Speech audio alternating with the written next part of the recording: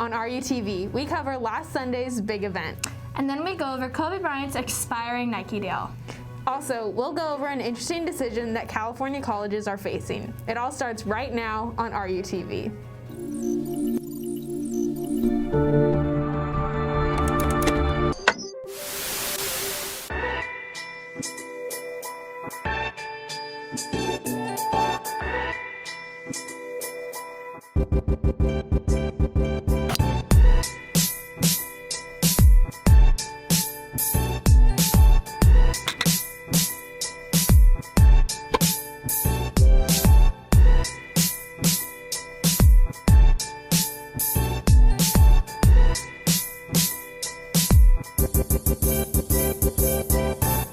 Good morning, Seahawks. Today's April 30th. I'm Bella Hines. And I'm Tatum Brown. We are back in our lovely studio.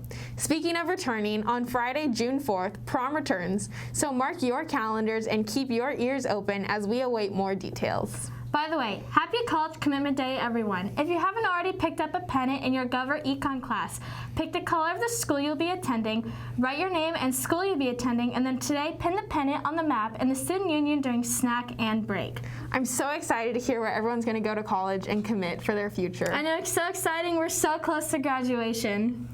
Also due today, Seals of Biliteracy. Applications of the Seal of Biliteracy are due today. Also, if you purchased a Spirit Pack, please be sure to get your mask from the finance office during your snack, break, or after school. That's it for school announcements. Now let's go to Sophia with a recap of last week's Oscars.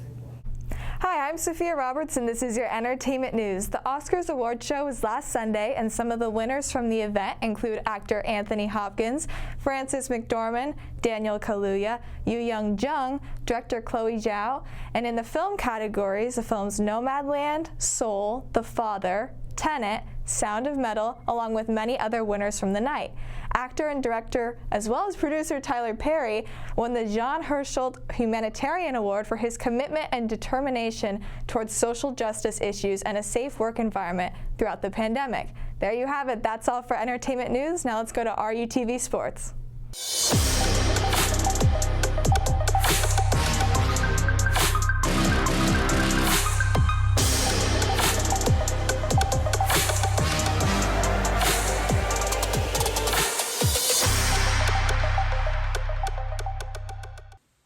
Welcome to RUTV Sports. I'm Travis Wilkins. And I'm Nathan Robertson. Boys volleyball kicked off their season recently, and they've looked great so far. Right now, they're ranked 8th in Division I and are currently 4-1 in the Bay League. They had 2 great matches last week, winning all 3 sets against Culver on Friday and winning 2 sets against Santa Monica in a tight game to come away with a big win on Thursday. On Tuesday the 27th, girls basketball took on Santa Monica. It was a tight game, but our girls fought hard to come away with a big win, 50-41, making their league record 3-0. Callie Stokes had an incredible game, scoring 22 points, 2 assists, and recording 6 steals. Ella Zimmerman and Sammy Bishop also had great games, both scoring 8 points. On the 13th of April, Kobe Bryant's Nike deal officially expired after Nike and the Bryant estate failed to reach an agreement on a new deal. This marks the end of one of the longest-running sneaker lines in basketball. Kobe originally signed with Nike in 2003 after coming off his deal with Adidas. Bryant then signed a 5-year extension in April of 2016 after his retirement that would end in April of 2021. The two sides tried to reach an agreement to keep the line going, but expectations fell short on the Bryant side of the deal. On Monday, girls lacrosse played their rivals up in PV. They went into the game knowing it was going to be a tough, hard-fought game, but they absolutely dominated on the field, winning 17-7. Our girls are currently ranked 5th in Division I and are 8-0 on their season so far. Keep up the great work, girls. Boys varsity lacrosse took on Santa Monica on Tuesday this week. It was a great game. Our boys played incredibly and dominated all game, winning 9-4. Sophomore goalie Riley Corcoran was awarded MVP after the game for his outstanding playing all game, making 14 saves on 18 shots. Also having an outstanding game was senior Dylan Pitts. This was his first game back coming off of an injury sustained during the preseason, and he showed up, scoring 3 goals and dominating on the field all game. Well, that's all for this week. We'll see you next week. Go Seahawks! Get ready for glowing blue waters. Last year, the South Bay was hit with the red tide. As the South Tide moves north, scientists predict the South Bay will see once again the light blue bioluminescent waters that shocked all of us. So far, Orange County beaches have been hit with the red tide, so stay alert and keep your eyes open for the sight of the year.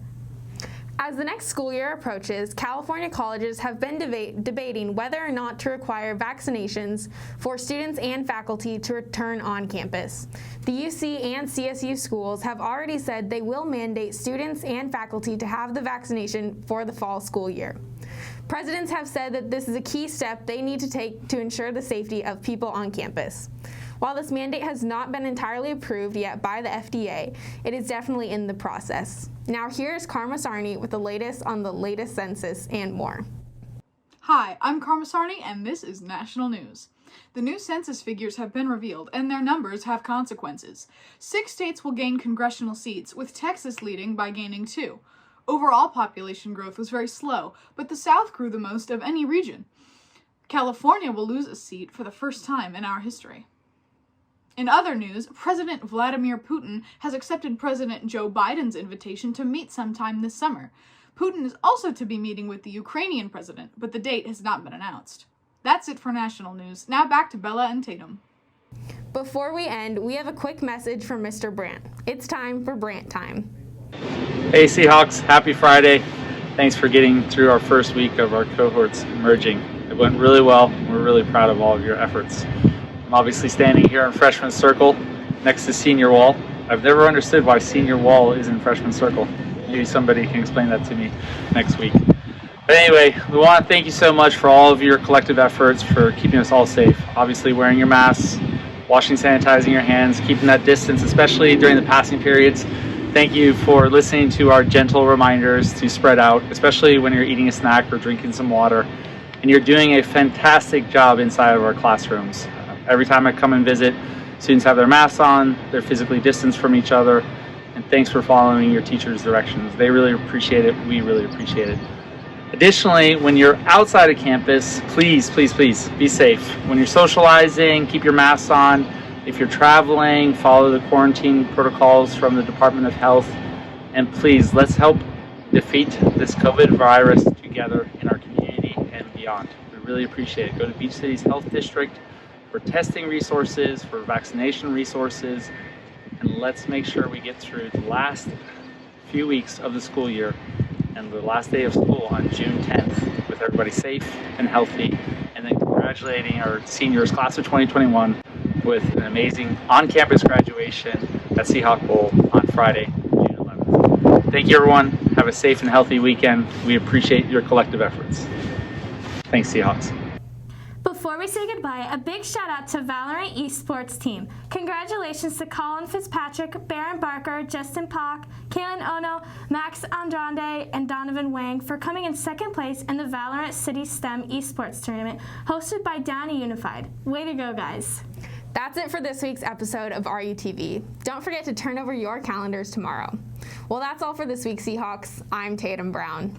And I'm Bella Hines. Stay safe, stay healthy, enjoy your weekend, and Keep on soaring, Seahawks.